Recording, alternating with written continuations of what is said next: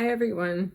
How are you? I am doing good. I was just thinking that on this Halloween day, which looks more like Christmas Day outside, as we get ready to turn our clocks back this week and head into winter, I was just thinking that it might be a good time to go over some of my winter tips and tricks for just staying comfortable, happy, and healthy this winter season. Just trying to avoid flu and sickness and, keep doing what you do.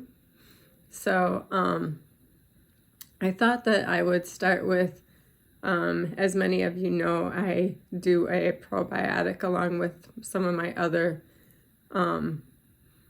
daily vitamin regimens, and lately I started to switch my probiotics up just so that, we all know how important our gut bacteria is to our health, and just the more wide range of gut bacteria, healthy, good gut bacteria, I think the better. And so instead of always just taking the same type of probiotic, I started using different ones, and I find, the best quality ones that I can find, and I'll use up one whole bottle and then switch to a different kind, just so that my gut bacteria has a nice wide range, and it just seems to help. It helps in different ways with a variety of things, not just gut health, but if you have a problem with bloating or anything like that, which anybody with lung issues knows that any additional, problems like that add to your shortness of breath. So in that way, probiotics also help for other reasons besides just, overall health. And we know that our gut health contributes greatly to our immune system health. So you definitely want to do that. Just as an example, so I'll get any kind of healthy probiotic that I can find, and take that, like I said, for the whole entire bottle. This one happens to be 30 days worth. So when this one finishes, then I'll switch to another one and do that whole cycle too. And then I may look for a different one, or I may circle back to one of the ones that I liked prior to that. So the probiotic is one of the first things that I'm going to mention. Another supplement that I have added that I think also will be nice for through the winter. I have always looked hard for stuff that is an alternative to an anti-inflammatory of like the steroid. I tried the low dose erythromycin, where you take it, I think it's Monday, Wednesday, and Friday on an ongoing and continuous basis. I didn't like that. As we all know, antibiotics, they mess with your gut bacteria, and that affects your gut health. So in one sense, I'm doing one thing with the probiotics, but then I'm undoing it with the antibiotic. It also did not agree with my stomach. And after trying it for, I think I let you guys know that I was starting to try it, and I tried it for over 30 days, and I felt no difference whatsoever. So I dropped that. I just am not real comfortable with being on an antibiotic continuously. But of course, I want to give it a try and just see if it made a big difference. I didn't feel that it did. So after looking into it some more, I found that NAC was suggested. And this is just a vitamin that you can buy over the counter. And it helps with anti-inflammatory. It also helps protect your liver from other drugs that may affect your liver, like Tylenol, or because I'm on Opsumit, that can, for the pH, that can affect your liver as well. So this NAC adds protection against that, but it's also really good for lung health. So works too as an anti-inflammatory. And I have been on it now for probably 2 months.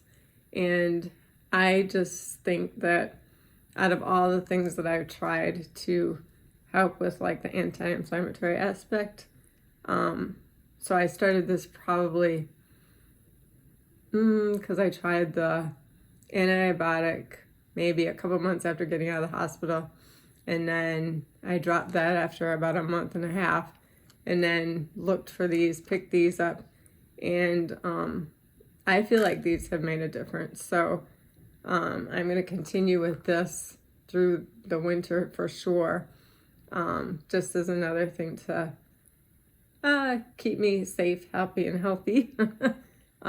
We all know that like in the winter you might have extra aches and pains, and you may take Tylenol and everything, and there's nothing wrong with a little added protection on the liver and then the anti-inflammatory, and it's supposed to have some positive lung effects as well.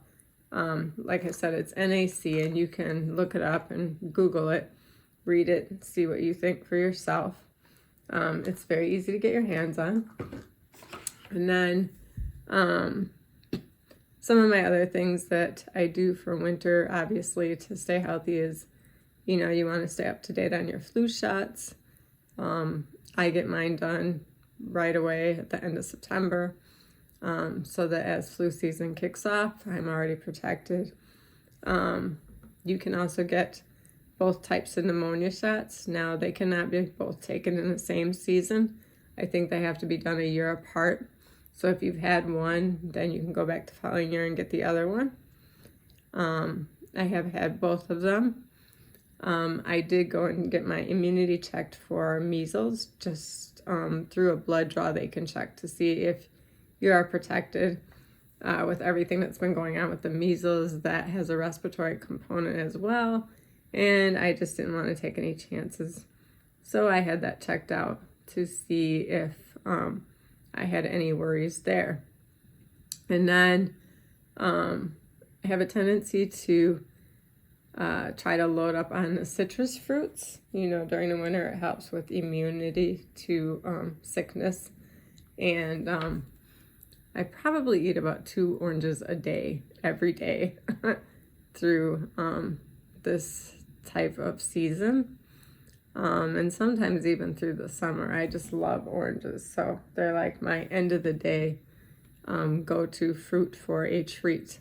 And I think they're a good thing for your health, and for me they're really enjoyable as well. Let's see, some of my other winter hacks. Whenever I have to go places in the winter, I try to really make a list and make sure that I am getting everything I need so that I don't have to run out any more than I have to. Making extra trips into inclement weather. We are where it is cold out. A lot of time our wind chill gets below 0, and so the fewer trips I can make, the better. So I really try to organize our days out so that we're getting everything done that we need to get done in the fewest amount of in and out kind of stops. So the other thing that happens in winter is moving and stuff can get even more tiring because you're wearing more layers. So I try to find stuff that is comfortable fitting, as far as jackets, and have the least restrictive amount of interference with movement.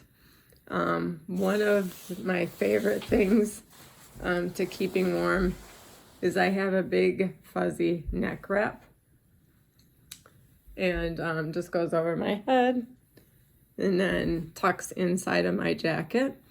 And what is great about this is I can wear a relatively lightweight but warm jacket, and I can stop all the winter air from rushing in, around my chest and neck and everything. And it really makes a huge difference in the amount of warmth I feel.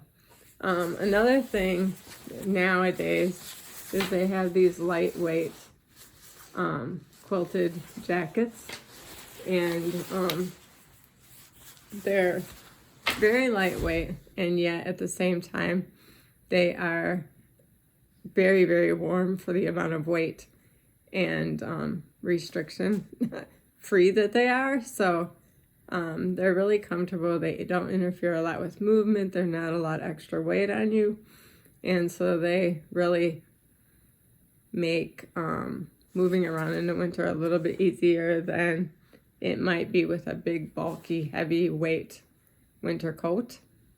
So it is a great alternative. I think they're down-filled, so it's a great alternative to, the big, bulky stuff that is quite restrictive in movement. So if you can find a good winter jacket, North Face has a lot of different choices, and they're good quality, and they have different levels of fill, and you can tell by the number that they are. So for those of you who are not lucky enough to live in a year-round warm climate and you have to be out in inclement weather, it definitely pays off to search, for a good winter coat that's comfortable, loose-fitting, and lightweight. Other than that, I can't think of a whole lot. Obviously, you want to wear comfortable clothes all the way, not just the jacket, but sometimes it's easy to do layers so that if you get too warm, it's easy to take stuff off or add stuff on if you're not warm enough. Definitely plan ahead and think about where you're going so that, you're dressed warm enough for the things that you plan on doing. And to be honest, I try to get all my outdoor activities in during the spring, summer, and early fall. And then most of my outdoor activities in the wintertime consist of running to and from the car or to and from the building that I'm trying to get into. So I don't do a whole lot outside during the winter. But those are just a few of my tips for surviving winter in cold weather climates. And it looks like we're going to be in for a long one because, like I said, we already have 3 inches of snow here on Halloween. So to everyone else out there in winter wonderland today, I wish you a happy, healthy holiday season that's coming up. So have a good one, you guys. Thank you. Bye-bye.